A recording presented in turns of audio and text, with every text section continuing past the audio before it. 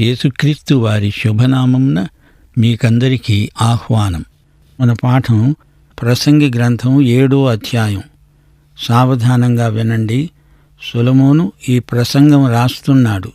అంటున్నాడు, సుగంధ తైలము కంటే మంచి పేరు మేలు, ఒకని జన్మదినము కంటే మరణదినమే మేలు, విందు జరుగుతున్న ఇంటికి పోవటం కంటే ప్రలాపిస్తున్న ఇంటికి పోవటం మేలు.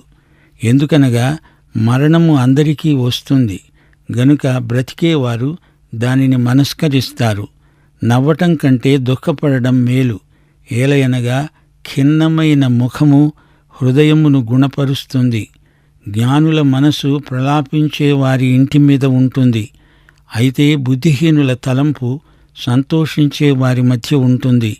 బుద్ధిహీనుల పాటలు వినటం కంటే జ్ఞానుల గద్దింపు వినడం మేలు, ఏలయనగా బాన కింద చిటపటమనే చితుకుల మంట ఎలాంటిదో బుద్ధిహీనుల నవ్వు అలాంటిదే. ఇది వ్యర్థమే. అన్యాయము చేయటం వలన జ్ఞానులు తమ బుద్ధిని కోల్పోతారు. లంచం పుచ్చుకొనటం చేత మనస్సు చెడిపోతుంది. కార్యారంభము కంటే కార్యాంతము మేలు, అహంకారము గలవాని కంటే శాంతము గలవాడు శ్రేష్ఠుడు. ఆత్రపడి కోపపడవద్దు. బుద్ధిహీనుల అంతరింద్రియములందు కోపము సుఖనివాసము చేస్తుంది. ప్రియ సోదరీ సోదరులారా, వింటున్నారా? ఈ అధ్యాయంలో సొలొమోను తన చిట్ట చివరి ప్రయోగం చేస్తున్నాడు. సూర్యుడి క్రింద ఉన్న ప్రతి ప్రయోగము సొలొమోను స్వయంగా చేసి చూచిందే. దేనివల్ల తృప్తి దొరుకుతుంది, దేన్ని అనుభవిస్తే నిజమైన ఆనందం కలుగుతుంది అంటూ అన్వేషించసాగాడు. పదార్థశాస్త్రం, ప్రకృతి పరిశీలన కొంతవరకు తనను తృప్తిపరిచాయి. కాని సంపూర్ణమైన సంతృప్తి అతనికి ఎండమావుల్లాగే కనిపించింది. అప్పుడు వేదాంతంలోకి అడుగుపెట్టాడు. మనస్తత్వశాస్త్రాన్ని మనసారా పరిశోధించాడు. సుఖభోగాలు ఎన్నెన్నో ముఖం మొత్తే వరకు అనుభవించాడు. కర్మ సిద్ధాంతం, ప్రారబ్ధ వేదాంతం ఒకటేమిటి, అన్ని రకాల పరిశోధనలు కొనసాగించాడు. స్వార్థం, స్వకీయ వ్యాసంగాలు, మతాచారాల అనుష్ఠానం, వీటిలో ఏవీ అతని ఆత్మను తృప్తిపరచలేకపోయాయి. హృదయానికి సంపూర్ణమైన తృప్తి క్రీస్తునందే కలుగుతుంది. ఐశ్వర్యము మానవునికి ఆత్మతృప్తిని కొనిపెట్టజాలదు. లోకమంతటిలో మహాధనికుడైన సొలొమోను ఈ మాట అంటున్నాడు. ఇప్పుడు చిట్ట చివరి ప్రయోగం చేస్తున్నాడు. నీతి, నైతిక ప్రవర్తన, నీతిమత్వం మొదలైన అంశాలు అతణ్ణి నింపేశాయి. పొరుగువాడికి మంచి చెయ్యి, స్వంత లాభం కొంత మానుకొని పొరుగువానికి తోడ్పడు. కొందరున్నారు, వారు సమాజంలో ఎంతో పై అంతస్తుకు చెందినవారు. వారు మామూలు మనుషులతో కలిసి మెలిసి తిరగరు. వారి పిల్లలను కూడా బీద పిల్లలతో కలవనీయరు. వారు ఎక్కువగా పై తరగతి మనుష్యులు వెళ్లే చర్చికే వెళ్తుంటారు. వారిది పై అంతస్తు. ఇలాంటి వ్యక్తులకు సొలొమోను పరిశీలనాత్మకమైన తలంపులు అందిస్తున్నాడు. నీకు మంచి పేరుందా? అది సుగంధ తైలము కంటే మంచిది. అతడు ఎవరి జోలికి పోడు, చాలా మర్యాదస్థుడు, ఎప్పుడూ చిరునవ్వుతో కనిపిస్తాడు. అందరూ అతణ్ణి మెచ్చుకుంటారు. అందరితో అతనికి మంచి సంబంధాలున్నాయి. అతడు చనిపోయినప్పుడు సమాధి కార్యక్రమం జరిగిస్తూ పాస్టరు అతణ్ణి ఎంతో ప్రశంసిస్తాడు. అతణ్ణి పరలోకంలోకి నెట్టడానికి ప్రయత్నం చేస్తాడు. కాని దానివల్ల అతని ఆత్మకు ఏమి ప్రయోజనం? సామాజిక సాంఘిక కార్యక్రమాలలో పాల్గొంటాడు. ప్రతిదానికి తల ఊపుతాడు. కాని స్వయంగా అతడు చేసేదేమీ ఉండదు.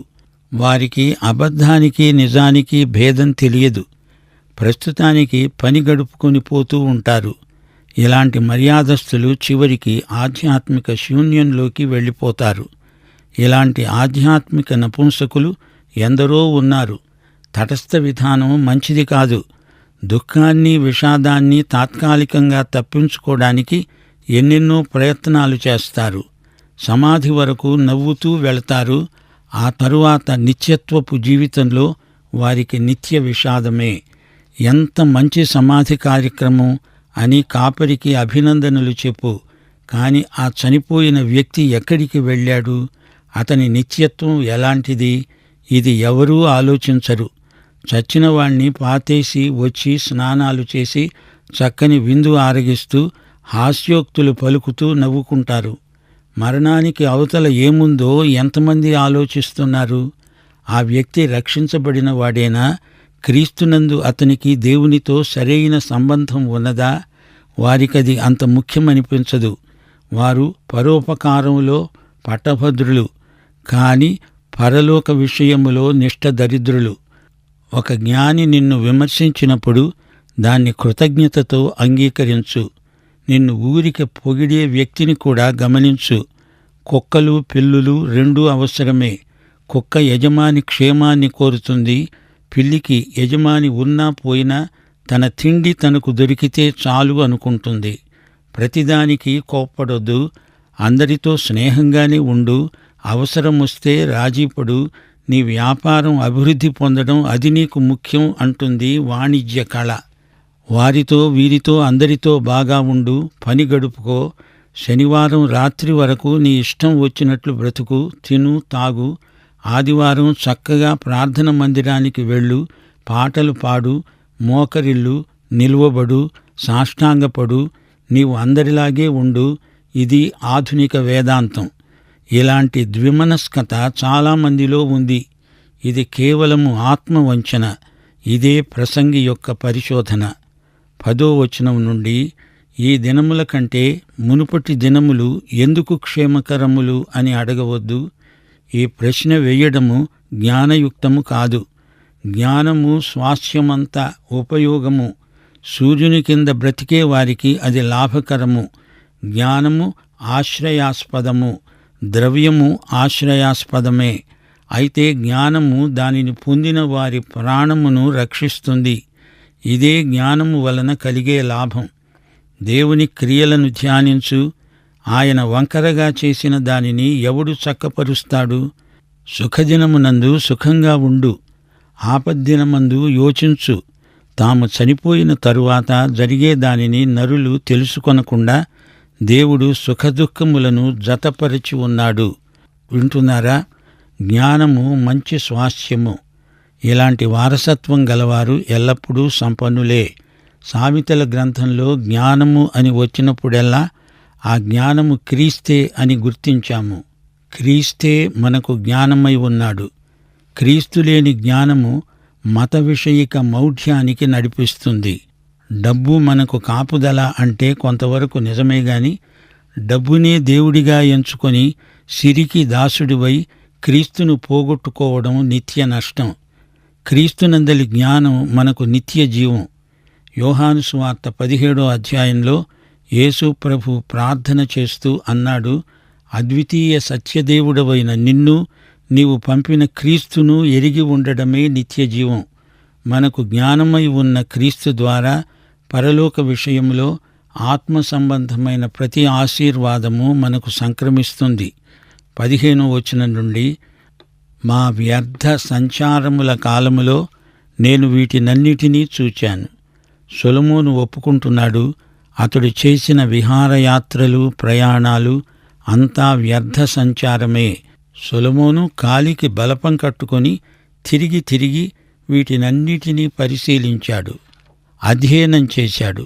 వాటినన్నిటినీ ఒకచోట చేర్చి పరిశోధనాత్మకమైన ప్రసంగ వ్యాసం రాశాడు.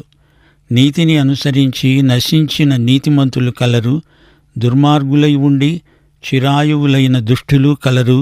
నీతిమంతులు ఎన్నో హింసలకు గురి అవుతారు. పాత నిబంధన కాలంలో నీతిమంతులకు 20% హింసలే వచ్చాయి. కానీ కొత్త నిబంధన భక్తులకు 80% వచ్చాయి.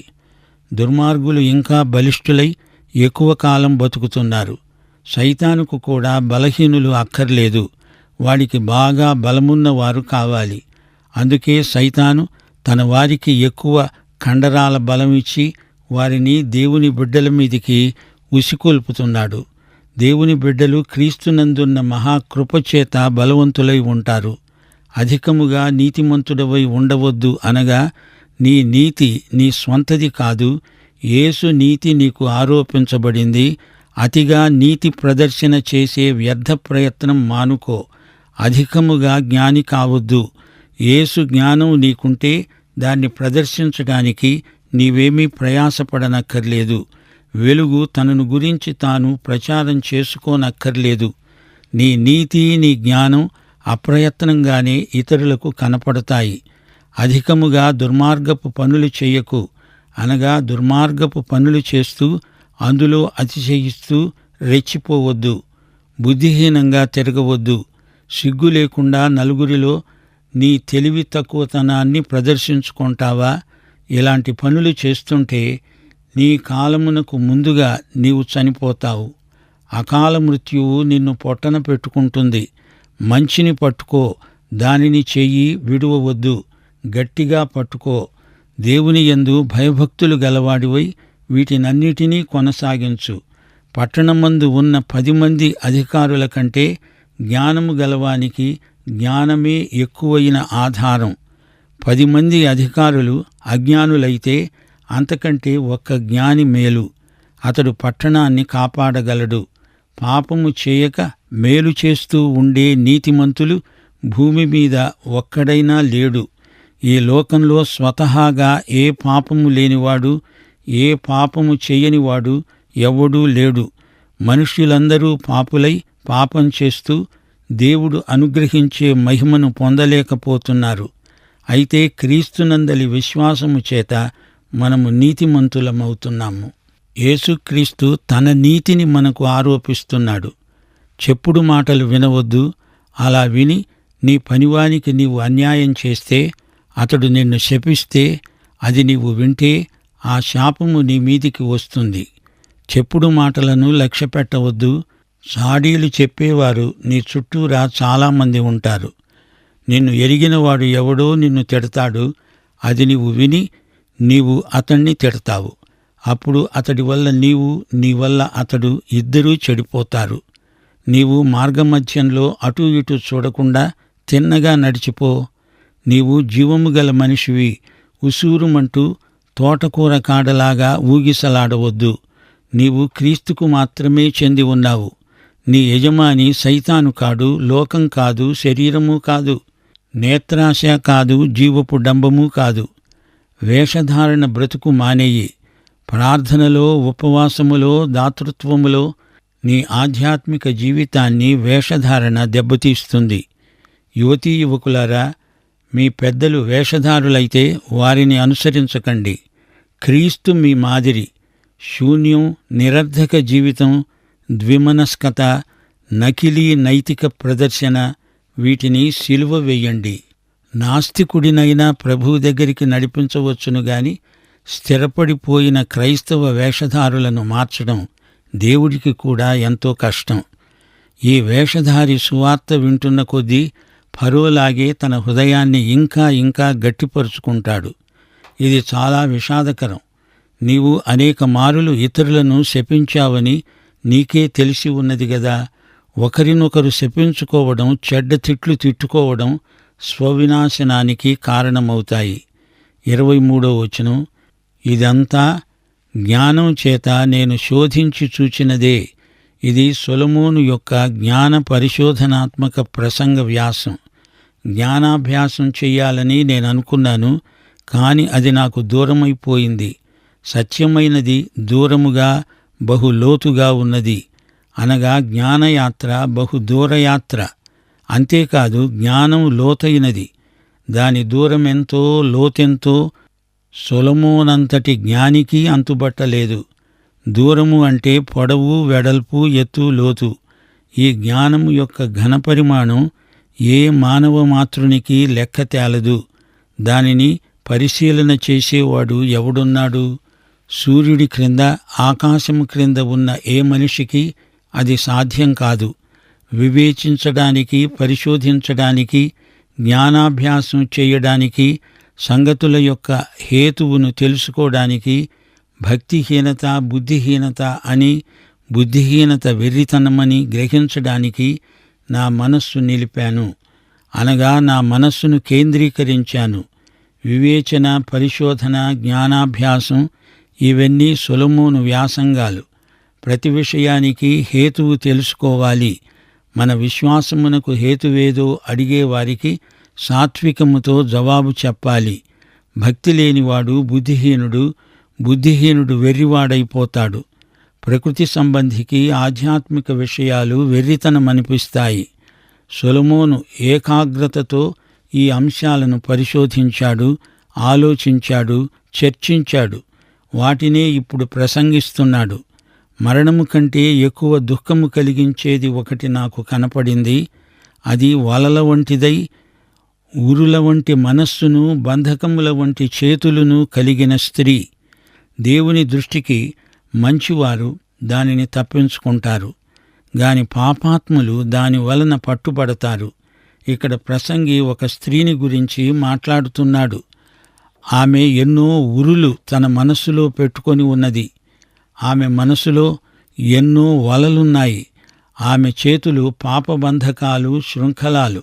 దేవుని యందు భయభక్తులు కలవారు ఆమె బారి నుండి సులభంగా తప్పించుకోగలరు. గాని పాపులు, పాపక్రియలకు అలవాటు పడేవారు ఆమెకు వశమైపోతారు. వ్యభిచారిణులారా, లోక స్నేహము దేవునికి విరోధమని మీరు ఎరుగరా అంటూ యాకోబు పత్రిక ప్రశ్నిస్తున్నది. 27వ వచనం. సంగతుల హేతువు ఏమైనది అని కనుగొనడానికి నేను ఆయా కార్యములను తరచి చూడగా ఇది నాకు కనపడిందని ప్రసంగినైన నేను చెప్తున్నాను. అయితే నేను తరచి చూచినా నాకు కనపడనిది ఒకటి ఉన్నది. అదేమనగా 1000 మంది పురుషులలో నేను ఒకణ్ణి చూచాను, గాని అంతమంది స్త్రీలలో ఒక్కతను చూడలేదు. ఇది ఒకటి మాత్రము నేను కనుగొన్నాను. ఏమనగా దేవుడు నరులను యథార్థవంతులనుగా పుట్టించాడు గాని వారు వివిధమైన తంత్రములు కల్పించుకొని ఉన్నారు. ప్రియ సోదరీ సోదరులారా, వింటున్నారా? ప్రసంగి చెప్తున్నదంతా ఏమిటి? అతడు నీకేమి సత్యాన్ని బోధిస్తున్నాడు? ప్రసంగి అనుభవాలు ఎలాంటివి? అతని పరిశోధన అంతా సూర్యుని కింద జరుగుతున్నది మాత్రమే. మానవుడికి అన్నీ ఉన్నాయి, కాని క్రీస్తుకు బయట అతని బ్రతుకంతా శూన్యమయమే. సొలొమోను మేధావి, అతనికి విస్తారమైన ధన సంపదలున్నాయి. అందం, సౌందర్యం మొదలైన అంశాలలో ఎవ్వరూ అతనికి నేర్పేది ఏదీ లేదు. సూర్యుని క్రింద, ఆకాశం క్రింద ఏ దేశమేగినా, ఎక్కడ కాలిడినా దేవుడు లేని బ్రతుకులు అగమ్యములు. శూన్యమంటే ఏమిటి? సృష్టి ఆరంభంలో భూమి నిరాకారమై శూన్యంగా ఉంది. అట్టి భూమికి అందాలు సంతరించి సౌందర్యంగా తీర్చిదిద్దినవాడు పరిశుద్ధాత్మ. క్రీస్తునందు మిమ్మును నూతన సృష్టిగా తీర్చిదిద్దుతున్నవాడు పరిశుద్ధాత్మ. ప్రకృతి పరిశీలన మొదలైనవన్నీ మనలను దేవుని వద్దకే నడిపిస్తాయి. రోమాపత్రిక 1వ అధ్యాయం 20వ వచనం. ఆయన అదృశ్య లక్షణములు అనగా ఆయన నిత్యశక్తి, దేవత్వము, జగదుత్పత్తి మొదలుకొని సృష్టించబడిన వస్తువులను ఆలోచించటం వలన తేటపడుతున్నాయి. క్రైస్తవ సోదరీ సోదరులారా, వింటున్నారా? మీరు శాస్త్ర విజ్ఞానాన్ని పరిశోధిస్తున్నారా? ఎందుకు? ఏమి సాధించదలుచుకున్నారు? దేవుణ్ణి మహిమపరచడానికా, లేక మీరు గొప్పవారై పేరు ప్రఖ్యాతులు గడించటానికా? అలాగైతే చిట్ట చివరికి మీరు ప్రసంగితో కలిసి అంతా వ్యర్థము అని పాట పాడాల్సి ఉంటుంది. మానవుడా, నీ ఉనికిని గురించిన దేవుని ఉద్దేశ్యమేమిటి? అజ్ఞానము వల్ల మూఢత్వం పెరుగుతుంది, కాని ఆత్మకు తృప్తి కలగదు. పని, కళలు, సంగీతం, సాహిత్యం, వేదాంతం ఇవన్నీ నీ మనసుకు కొంతకాలం నిషా కలిగించవచ్చు, కాని నీ ఆత్మలో శూన్యం అలాగే ఉండిపోతుంది. సమృద్ధి జీవితానికి తాళపు చెవి క్రీస్తు చేతిలో ఉంది. యెషయా గ్రంథం 26వ అధ్యాయం 3వ వచనం. ఎవని మనస్సు నీ మీద ఆనుకుంటుందో వానిని నీవు పూర్ణ శాంతి గలవానిగా కాపాడుతావు. కాలానికి, స్థలానికి మనము బందీలం. ఇక్కడ ఉండి ఇక్కడి జ్ఞానంతో జీవిత మర్మాలను తెలుసుకోవడం అసాధ్యం. మానవుడికి తన జీవితం మీద ఎంత అధికారముంది? మరణంతో అంతా మట్టిలో కలిసిపోతుంది. మానవుని సమస్య జీవన్మరణ సమస్య. మానవుడు ప్రత్యేక సృష్టి.